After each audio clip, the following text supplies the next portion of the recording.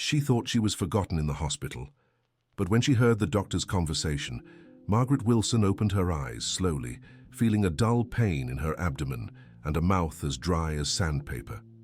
The hospital room was silent, only the steady beep of machines breaking the quiet of the early morning. She tried to remember what had happened, but her mind was foggy. It was when she looked at the clock on the wall that despair began to rise in her chest. 3 days.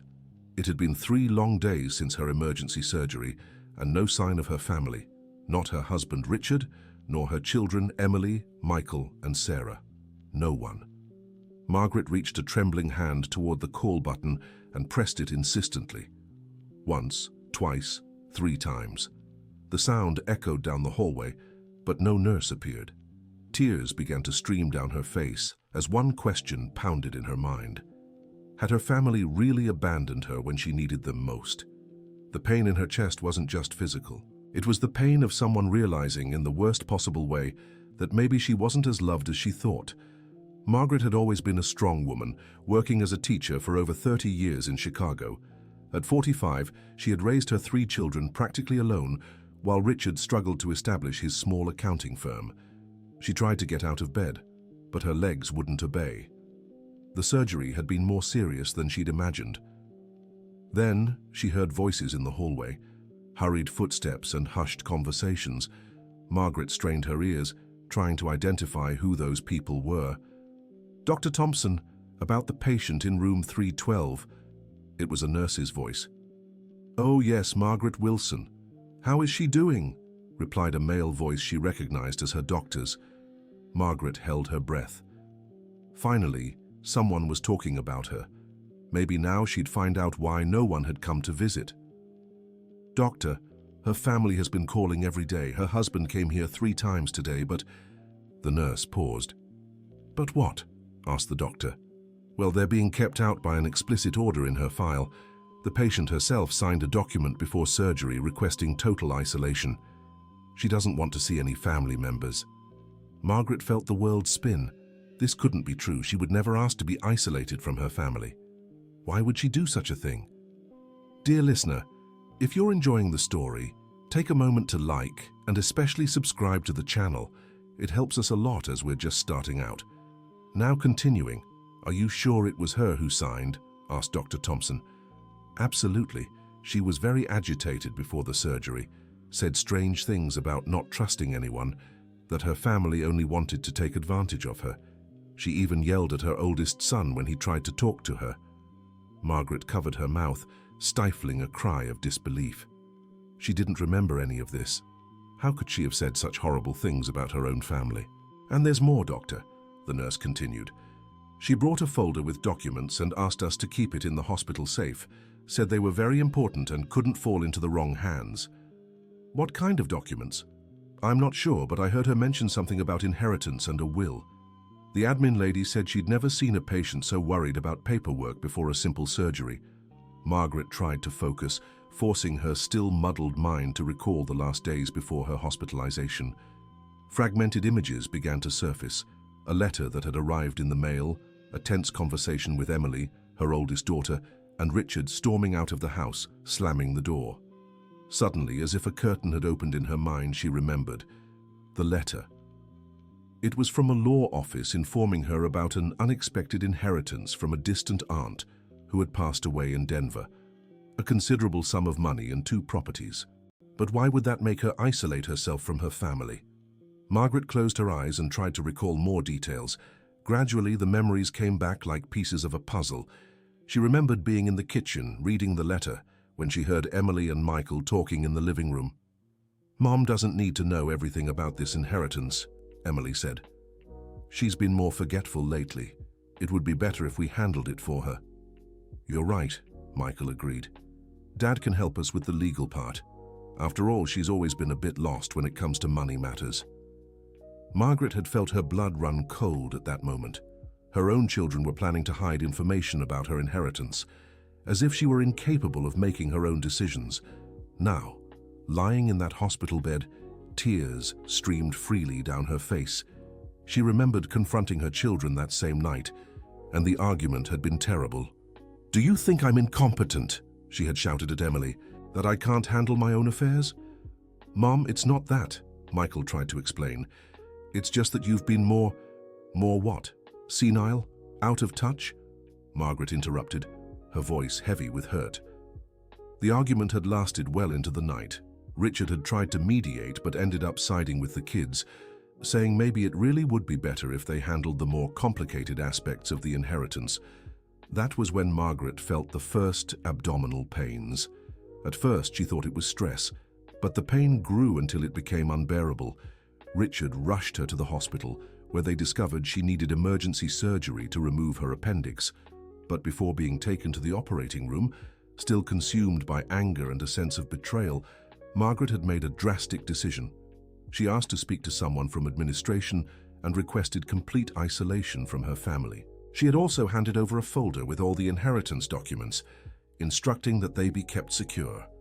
I don't want any of my family near me, she remembered saying. They'll just try to take advantage of me while I'm weak. Now, 3 days later, Margaret realized the enormity of what she had done. In a moment of pain and anger, she had pushed away the people she loved most in the world. The voices in the hallway continued. Her husband is desperate, the nurse commented. Yesterday he cried right here in the hallway, said he doesn't understand what happened, that they've never seen her like this. And the kids? The oldest daughter has been calling every hour. The middle son brought flowers, but we had to send them back. And the youngest, she's inconsolable, said she has something very important to tell her mother. Margaret felt her heart tighten. Sarah, her youngest at just 22, had always been the most sensitive in the family. What could she possibly have to say that was so important? Doctor, the nurse said, do you think we should talk to her? Maybe she's changed her mind about the isolation. Let's give it one more day, the doctor replied. If she doesn't show signs of wanting to reverse her decision, we'll have to consider a psychological evaluation. This kind of behavior could indicate a more serious issue. A psychological evaluation. Margaret was alarmed. Were they suggesting she had mental problems? The voices faded down the hallway, leaving Margaret alone with her tormented thoughts. She looked at the call button again, but hesitated to press it this time. Was she ready to face the consequences of her actions? Dear listener, if you're enjoying the story, please take a moment to like and especially subscribe to the channel. It really helps us who are just starting out. Now continuing. 2 more hours of silence passed before Margaret finally gathered the courage to ring the bell. This time a nurse appeared quickly. She was a middle-aged woman with graying hair tied in a bun and kind eyes. Hi dear, how are you feeling? Asked the nurse, checking the monitors. I'd like to know about my family, Margaret said weakly. Did they try to visit me? The nurse, who introduced herself as Nancy, sat in the chair beside the bed with an understanding expression. Sweetheart, your family has been here every day. Your husband practically camped in the hallway yesterday, but you asked not to receive visitors, remember?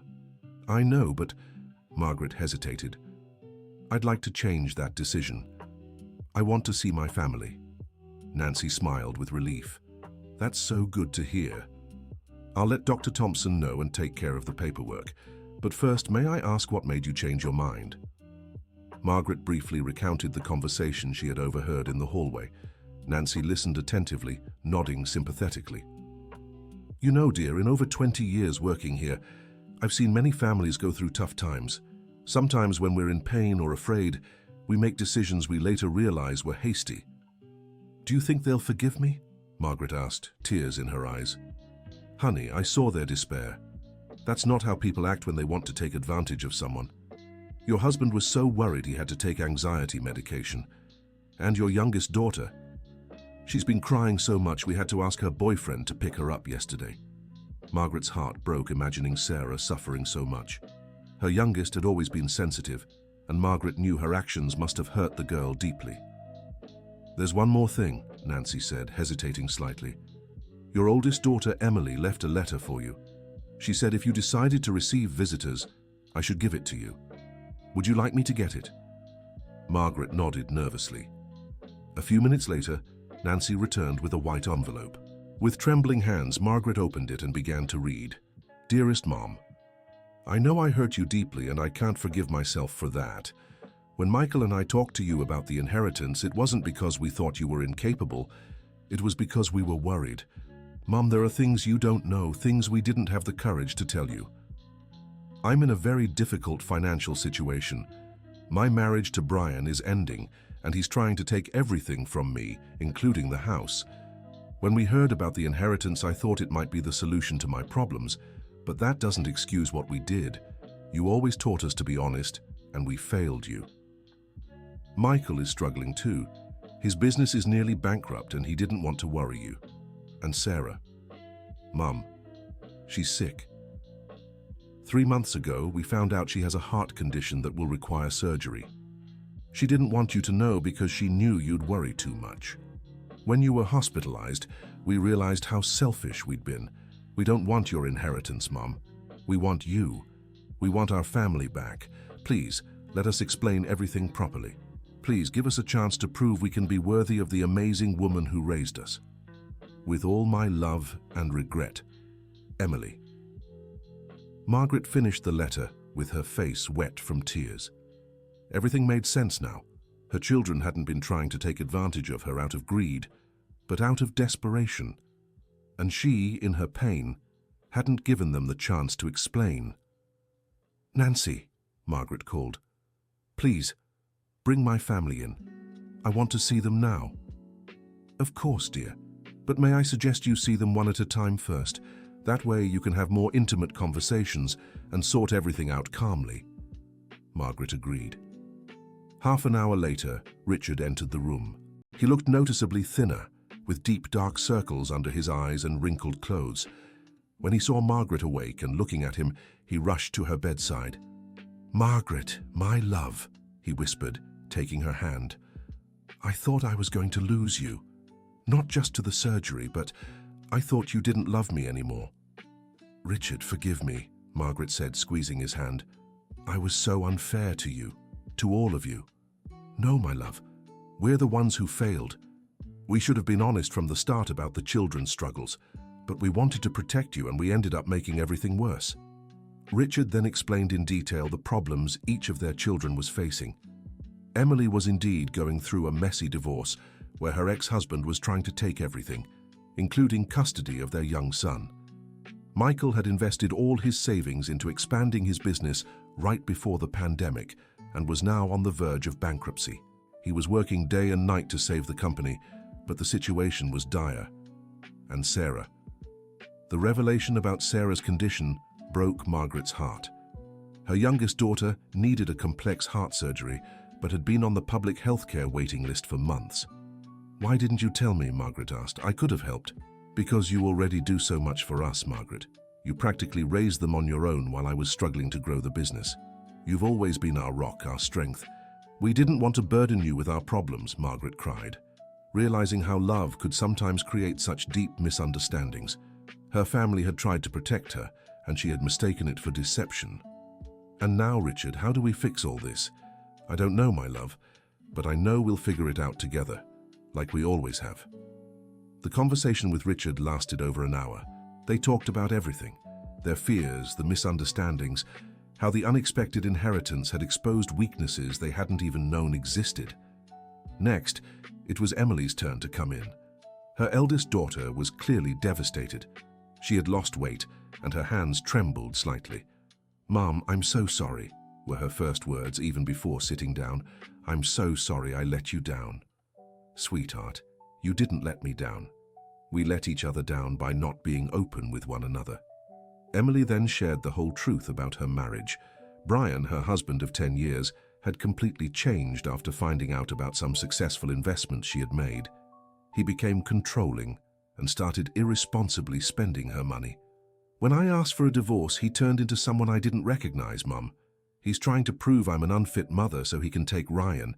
He's even using the fact that I work long hours against me." Margaret held her daughter's hand. "Why didn't you ask for help sooner?" "Because I'm 28, Mum. I should be able to handle my own life, and you've always been so strong, so capable. I was ashamed of failing at marriage." "Sweetheart, strength doesn't mean never needing help. It means knowing when to ask for it and being willing to help others. They talked for an hour about the divorce, about the grandson Margaret barely saw because of the family conflict, and how Emily had isolated herself out of pride and fear. When Michael came in, Margaret was ready to hear his side of the story. Her middle child had always been the most reserved, the one who kept everything to himself. "Mom, I should have told you about the business sooner," he said, getting straight to the point. "But I was ashamed. Daddy built this business from scratch, and I'm letting it go down the drain. Michael, the company isn't your identity.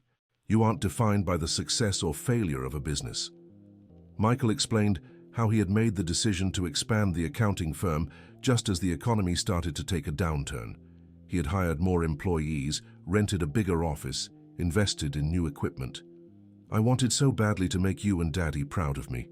I wanted to prove I could be as successful as you both. Son, I've always been proud of you, not for what you do, but for who you are."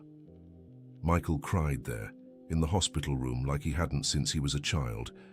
He confessed how he had felt pressured to be the man of the family since he was little, how he had taken on responsibilities he shouldn't have had to shoulder so young. Dear listener, if you're enjoying the story, take a moment to like the video and especially to subscribe to the channel. It helps us a lot as we're just starting out. Now, back to the story. Finally, it was Sarah's turn to come in. Margaret braced herself emotionally to see her youngest daughter, now knowing about her heart condition. Sarah entered hesitantly, as if unsure whether she'd be welcome. At 22, she still had something childlike about her, but Margaret immediately noticed how pale she was and how her hands trembled slightly. "Mom?" Sarah began, but her voice broke. "Come here, sweetheart," Margaret said, opening her arms. Sarah rushed into her mother's embrace and cried like she hadn't in years. For minutes they held each other in silent tears, healing wounds they hadn't even known were there. "Mom, I have a heart condition," Sarah said when she finally found her voice. "I found out 3 months ago, and the doctor said I need surgery. I know, sweetheart, your father told me. Why didn't you tell me sooner?" "Because you were already worried about so much. Dad working all the time, Emily's marriage troubles, Michael's business. I didn't want to be another problem." Margaret cupped her daughter's face in her hands. "Sarah, you will never ever be a problem to me. You're my daughter. Your problems are my problems. Your joys are my joys." Sarah explained that the heart condition was congenital, something that had always been there but was only now causing symptoms. She needed surgery to repair a valve, but the wait list in the public system was long. "Mum, when I heard about the inheritance, my first reaction was relief. I thought you could finally pay for my surgery privately, but then I felt so selfish for thinking that, honey, there's nothing selfish about wanting to be healthy, and of course we'll take care of your surgery." Margaret spent the rest of the afternoon with Sarah, talking about life, about the dreams her daughter had put on hold because of her illness, about the boyfriend who had been such a support during this hard time. When Sarah left, Margaret was alone to process everything she had learned. Her family was going through serious struggles, and she, who had always been their pillar, had withdrawn just when they needed her most. She asked Nancy to bring the folder with the inheritance paperwork. It was time to make some important decisions. The distant aunt's inheritance was substantial, nearly $500,000 in cash, plus 2 properties in Denver that could be sold or rented. It was enough money to solve all her children's immediate problems, but Margaret knew she had to think beyond the money. She asked to speak with a hospital administrator. A kind older woman named Mrs. Jenkins came to her room. "Mrs. Jenkins, I'd like to make some calls. I need to speak with a trusted lawyer." "Of course, dear. I can help with that." Margaret called Dr. Robinson. Richard, a lawyer who had been a friend of her family for decades. She explained the situation and asked him to come to the hospital the next day for a meeting with the entire family. That night, Margaret barely slept, not because of the physical pain, which was improving, but because of the weight of the decisions she needed to make. She had spent years working hard to give her children a good life, and now she had a unique opportunity to truly transform their lives. But she also knew that simply handing out the money wouldn't solve the deeper problems she had uncovered. Emily needed to learn to ask for help and value herself. Michael needed to understand that his worth wasn't tied to professional success, and Sarah needed to stop sacrificing herself for others. The next morning, Dr. Robinson arrived at the hospital promptly at 10 a.m. He was a man in his 60s, with a serious demeanor but kind eyes. He had been by Margaret's side since she was newly married and facing her first financial struggles with Richard. "Margaret, my dear, what a scare you gave us," he said, kissing her forehead. "Richard told me about all the commotion. How are you feeling?" "Better, Dr. Robinson. Much better now that the family is together again." "Good. Now, let's address the legal aspects of this inheritance, shall we?" When the whole family was gathered in the room, Dr. Robinson explained the inheritance in detail. In addition to the money and properties, there were also some antique jewelry and historically valuable furniture. "The estimated total of the inheritance is around $700,000, he said, "a considerable sum that could truly change your lives." Margaret saw her children's eyes light up with hope, but she also noticed the anxiety on their faces. It was a lot of money, more than any of them had imagined. "Dr. Robinson," Margaret said, "I'd like to make some changes to my will as well. I want to ensure this inheritance is used in the best way possible." "Of course, Margaret. What do you have in mind?" Margaret took a deep breath. She had thought long and hard about this during the night. "First, I want a fund set up for Sarah's surgery and any other medical treatment she might need in the future. I want her to have the best healthcare available." Sarah began to cry with emotion. "Second, I want to help Michael restructure his business, but with conditions. He'll receive financial assistance, but he'll also have to accept business consulting to learn how to manage the company better." Michael nodded vigorously. "And third, I'll help Emily with her divorce expenses and the down payment on a new home for her and Ryan, but she'll also start therapy to deal with the trauma of her marriage and learn to value herself." Emily held her mother's hand, too moved to speak. "But," Margaret continued, her tone more serious, "all of this comes with one condition. We'll have monthly family meetings where everyone will speak openly about their lives, their struggles and their joys. I don't want any more secrets in this family." "What about the remaining money?" Dr. Robinson asked. "The rest will be invested in an educational fund for Ryan and future grandchildren. And I also want to set up a small foundation to help other families facing financial hardship due to health problems." Dr. Robinson smiled. He had known Margaret for decades and wasn't surprised by her generosity. "That's a very wise decision, Margaret. You're ensuring the money is used to build, not just to solve temporary problems." Richard stepped closer to his wife's bed. "Margaret, are you sure? It's so much money to give away." "Richard, we've always had enough. Our true wealth is right here in this room," she said, looking at each family member. "The money is just a tool to help us become a better family." During the following hours, Dr. Robinson took care of all the paperwork. He created the specific funds for each child, established the conditions for the investments, and organized the legal structure of the small foundation Margaret wanted to create. But it was in the afternoon that the most important conversation of all took place. "Children," said Margaret, using the affectionate term she always used to refer to her kids, no matter their age, "I want to ask for your forgiveness." "Mom, you have nothing to apologize for," said Emily. "Yes, I do. I failed as a mother by not realizing you were suffering. I was so focused on being strong, on being the person who fixes everything, that I forgot to teach you that it's okay to need help." Margaret looked at each of her children.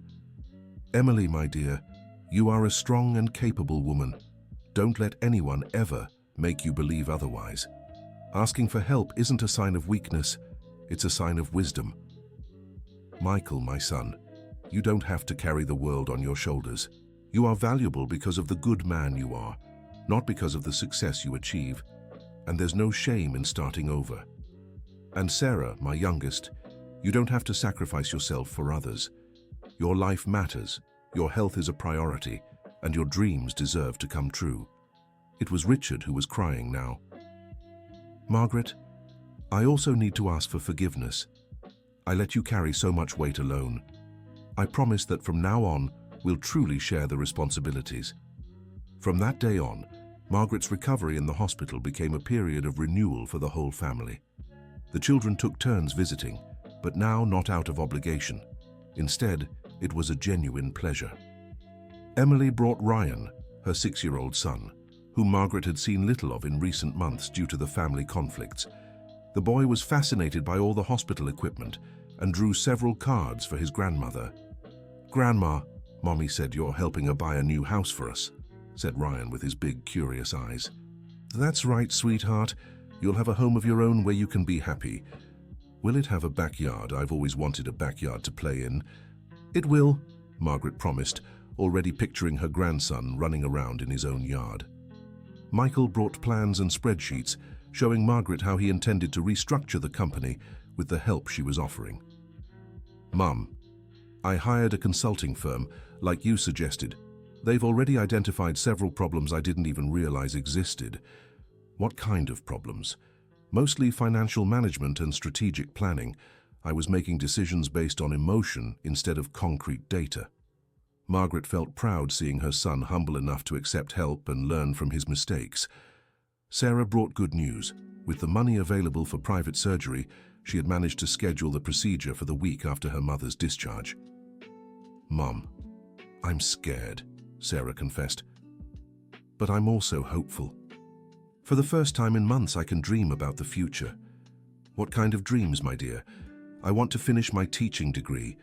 I want to work with children, like you. And I want to travel a little before thinking about marriage and kids." Margaret smiled. It was good to hear Sarah talking about dreams again. On the 5th day in the hospital, Margaret received an unexpected visit. It was her sister-in-law, Karen, Richard's sister, with whom she had fallen out years earlier over a financial misunderstanding. "Margaret, I heard you were hospitalized," said Karen hesitantly. "I know we haven't talked much, but, well, you've always been family to me." Margaret was moved by the visit. Karen and she had been very close for years, until a misinterpreted loan had driven them apart. "Karen, it's so good to see you. Sit here." "Margaret, I came to ask for your forgiveness. All these years I carried pride and resentment over what turned out to be a simple misunderstanding." They talked for 2 hours, finally clearing up what had happened years ago. Karen had misinterpreted a situation where Margaret had financially helped another relative, thinking Margaret was being biased or unfair. "Margaret, Richard told me about the inheritance and how you're using the money to help the kids. It made me realize you've always been generous and fair. I was the one blinded by pride. Karen, that's what family is for. To forgive each other and start over whenever we need to." The reconciliation with Karen brought Margaret a sense of wholeness. It was as if all the old wounds were healing at once. On the 6th day, Margaret was discharged from the hospital. Dr. Thompson was pleased with her recovery and said she could gradually return to her normal activities. "Mrs. Wilson, I can honestly say your recovery is one of the fastest I've ever seen. Having your family by your side made all the difference." "It certainly did, Doctor. Thank you for everything." Q4. Before leaving the hospital, Margaret made sure to personally thank all the staff who had cared for her, especially Nancy, the nurse who had been so understanding. "Nancy, thank you for everything. You helped me find my family again." "Sweetheart, I was just doing my job, but I'm so happy to see you all reunited. That's what keeps me going in this profession." Margaret left a generous donation for the hospital, specifically to improve the conditions of the unit where she had stayed. Leaving the hospital was an emotional moment. The whole family was there. Richard, their 3 children, Ryan, and even Karen. It felt like a new beginning for all of them. "Where to now?" Richard asked, as he helped Margaret into the car. "Home," Margaret replied. "Our home, where our family will keep growing and getting stronger." The first official family gathering took place a week later in the Wilson family's dining room. Margaret had recovered well from surgery and was eager to implement the changes she had planned. "Well, family," Margaret began, "as we agreed, we'll have these meetings every month to talk openly about our lives." Emily was the first to speak. "Mom, I have news. My lawyer said with the evidence we gathered, Brian will have to accept a much fairer settlement. And I also found the perfect house for me and Ryan." "What's it like, sweetheart?"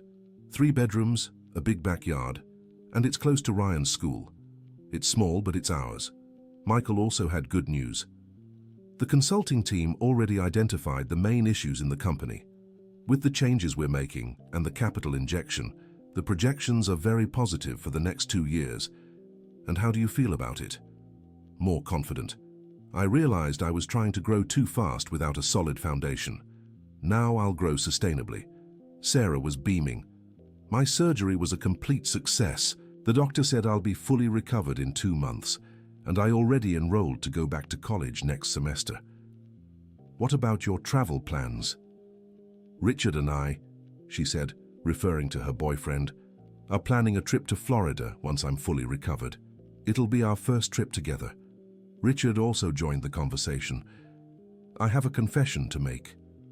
All these years, I've always felt insecure because you're so strong and capable, Margaret. Sometimes I overcompensated by working too hard, trying to prove my worth. Margaret held her husband's hand. Richard, you've always been my partner. Strength isn't a competition between us, it's a complement. I know that now. And I promise from now on I'll be more present and more open about my feelings. The meeting lasted nearly 3 hours, and everyone left with a sense of renewal and hope. 3 months later, Margaret was settling into her new routine. She had gone back to tutoring, something she had always loved, but now at a more relaxed pace. Mornings were for teaching, afternoons for family and the projects of the small foundation she had created. The Wilson Hope Foundation had already helped 5 families in the area with emergency medical expenses. Margaret made sure to be personally involved in each case, not just providing financial support, but also emotional care. Emily had moved into her new home with Ryan. The divorce had been finalized more amicably than expected, and Brian had even apologized for his behavior during the process. Mum, I never thought I could be this happy living on my own with Ryan, Emily said during one of her visits. For the first time in years, I feel like I have control over my own life. Michael had not only saved the company, but had expanded it responsibly. He hired 2 new employees and was now providing services for 3 major businesses in the area. The difference is that now I make decisions based on planning, not desperation, he explained to Margaret. And I accept that growth takes time. Sarah had fully recovered from her surgery and was back in college. She had switched majors, leaving education for psychology, inspired by her own journey of resilience. Mom, I want to help other people through tough times like I went through. I want to specialize in hospital psychology. I'm so proud of you, my dear. You've turned your pain into purpose. Richard had cut back on work and was dedicating more time to family and himself. He had taken up painting again, a hobby he had abandoned decades ago. Margaret, I'm thinking of putting together an art show. What do you think? I think you absolutely should. It's never too late to chase your dreams.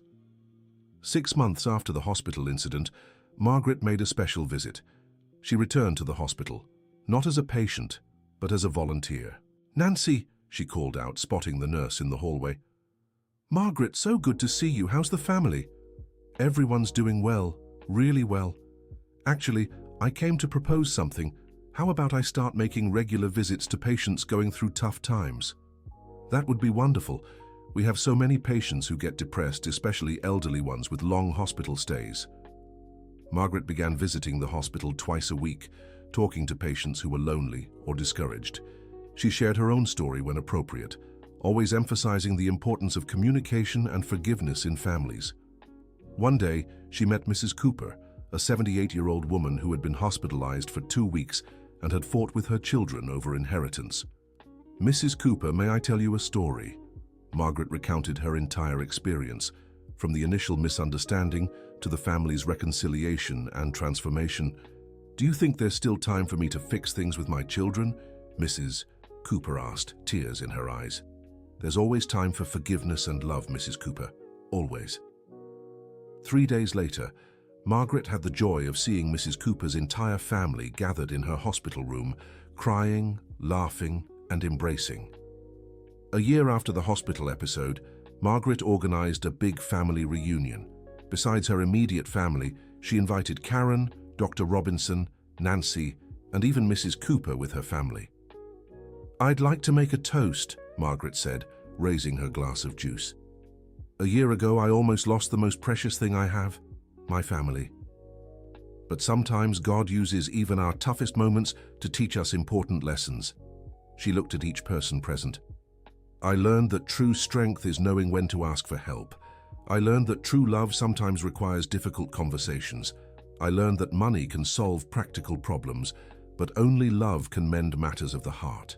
And I learned that family isn't about never arguing, but about always forgiving." Everyone raised their glasses, tears of joy in their eyes. "Mom," said Sarah, "can I say something?" "Of course, my dear. A year ago, I was afraid of everything. My illness, the future, being a burden to the family. Today, I'm in my last year of college, completely healthy, and most importantly, completely loved. And I," said Michael, "learned that failure doesn't define me. I learned I can start over as many times as I need to because I have a family that supports me. And I," said Emily, "discovered I can be strong and vulnerable at the same time, that I can ask for help without losing my dignity." Richard stood up. "And I learned that 25 years of marriage can be just the beginning if we're willing to grow together." The celebration continued late into the night, filled with stories, laughter, and so much love. Ryan ran around the backyard with the other children, symbolizing the new generation growing up in a renewed family.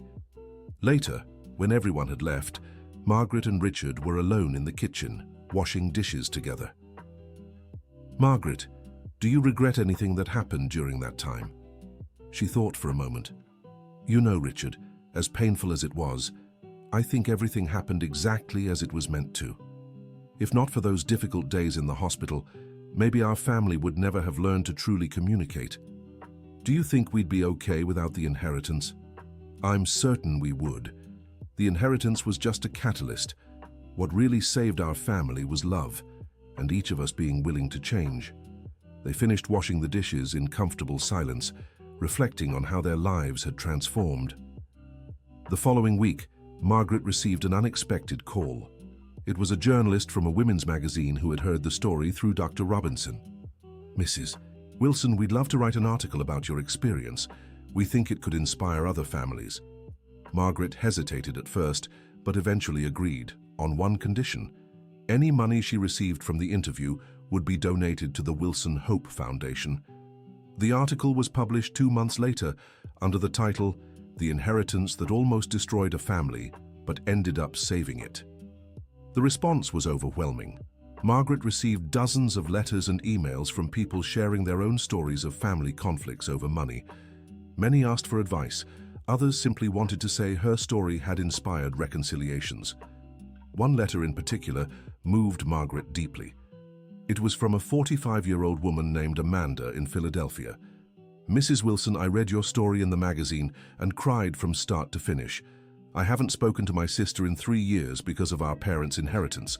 After reading about your experience, I realized I'm wasting precious time I'll never get back. Tomorrow, I'm calling my sister. Thank you for giving me courage." A week later, Margaret received another letter from Amanda. "Mrs. Wilson, I wanted to tell you my sister and I made up. It was hard at first, but we talked for 5 hours straight and realized it was all just a big misunderstanding. We're planning to spend Christmas together for the first time in 3 years. Thank you so much." Stories like Amanda's arrived almost every week, and Margaret realized her experience had a greater purpose than she'd ever imagined.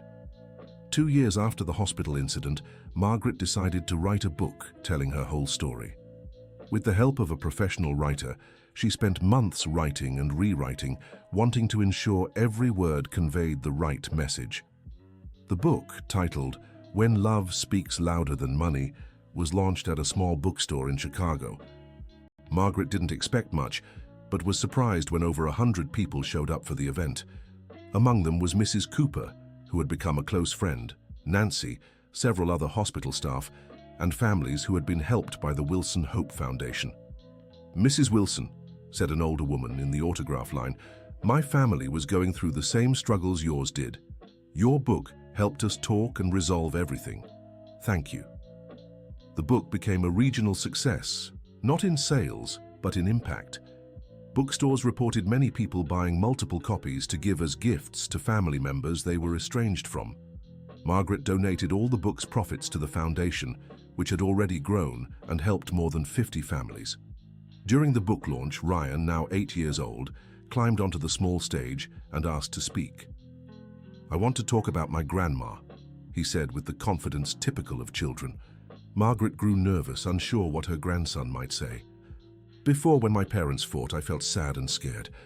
But my grandma taught our whole family to talk when we're sad or angry. Now our family is happy, and I'm not afraid anymore." The audience applauded, and Margaret cried with emotion, seeing how the changes in her family had even impacted the youngest child. 3 years after the hospital incident, the Wilson family had completely transformed, not just outwardly. Internally, each member had grown and learned valuable lessons. Emily had become an advocate for women in difficult divorces, offering legal and emotional support through a group she created in the community. Michael had expanded his business and started a program to mentor young entrepreneurs, helping them avoid the mistakes he had made. Sarah had graduated in psychology and was now completing a residency in hospital psychology, fulfilling the dream born from her own experience.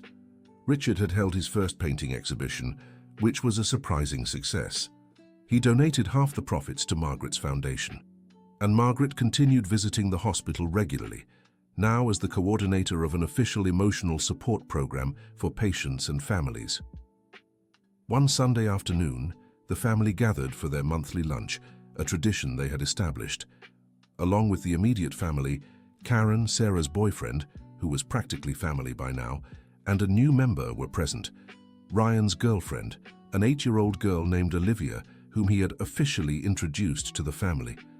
"Grandma," Ryan said, "Olivia wants to know if you can help her family too." "How so, sweetheart?" "Her parents fought, and now they live in different houses. She's sad." Margaret looked at the girl, who was clearly uncomfortable. "Olivia, would you like to talk to me about it?" The girl nodded shyly. Margaret spent the afternoon talking with Olivia, and by the end of the day, she called the girl's parents, offering help. 2 months later, Olivia's family had started family therapy and was working toward reconciliation. "Margaret," Richard said one evening, "have you ever stopped to think about how many families you've helped?" "It's not my doing, Richard. It's all of ours. Our story only has power because it's real, because we lived it and came out stronger. But you were the one who had the courage to share our story with the world. And you were the one who had the patience to help me write every page of the book. And it was the children who had the courage to open up and change. It was a family effort." 5 years after the hospital incident, Margaret was back in a hospital, but this time as a grandmother witnessing the birth of her second grandchild. Sarah had gotten married and was giving birth to her first child. "Mom," Sarah said, holding Margaret's hand as they waited in the delivery room, "I want you to know that everything I've learned about strength and determination came from you. And everything you taught me about vulnerability and acceptance made me a better person, my dear." The baby was born healthy, and when Margaret held him for the first time, she thought about how unpredictable and beautiful life could be. "Welcome to the family, little one," she whispered to the baby. "You're being born into a family that knows how to love, how to forgive, and how to grow together." Emily, who was in the waiting room with Ryan, came in to meet her new cousin. "Mom, Ryan wants to know if he can teach the baby soccer when he's older." "Of course he can," Margaret laughed. "Our family will always have room for every dream and every possibility." That night, Margaret was at home reflecting on the past 5 years. From a bitter, distrustful woman in a hospital bed, she had transformed into a loving matriarch who had helped not only her own family, but dozens of others. The Wilson Hope Foundation had grown and now had volunteers in 3 cities. The book had been reprinted twice and translated into Spanish. Most importantly, her family was strong, united, and happy.